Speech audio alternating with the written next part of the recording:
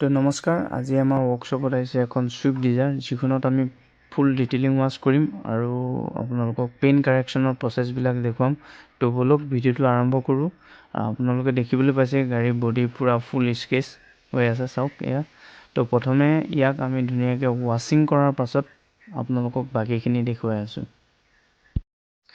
প্ৰথমে আমি ইয়াক 2000 পেপাৰেদি ধুনীয়াকৈ চেণ্ডিং কৰিলোঁ। চেণ্ডিং কৰাৰ পাছত পিছৰ প্ৰচেছখিনি আপোনালোকক দেখুৱাবলৈ চেষ্টা কৰিছোঁ।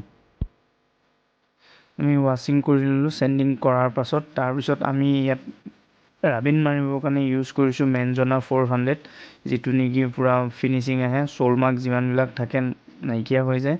তো আপোনালোকক ফিনিচিংবিলাক দেখুৱাই আছোঁ। আকৌ পুনৰ আমি ৰাবিন মৰাৰ পাছত ধুনীয়াকৈ ৱাশ্বিং কৰি ল'লোঁ। ৱাশ্বিং কৰি তো চাইনিং আহিবৰ বাবে আমি ইয়াত ইউজ কৰিছোঁ 3Mৰ ৱেক্স, যিটো নেকি বহুত ধুনীয়া চাইনিং আহে।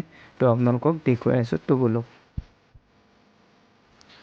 ৱেক্স মৰাৰ পাছত আমি ধুনীয়াকৈ শুকান কাপোৰেৰে ফুল বডিটো চাফ কৰি ল'লোঁ। চাফ কৰাৰ পাছত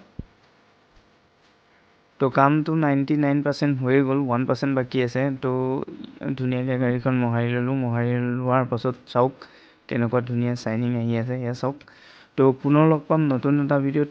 আজিলৈ বাই। তো ভিডিঅ'টো যদি ভাল লাগিলে তেনেহ'লে লাইক আৰু কমেণ্ট কৰিবলৈ নাপাহৰিব। তো পুনৰ লগ পাম নতুন এটা ভিডিঅ'ত।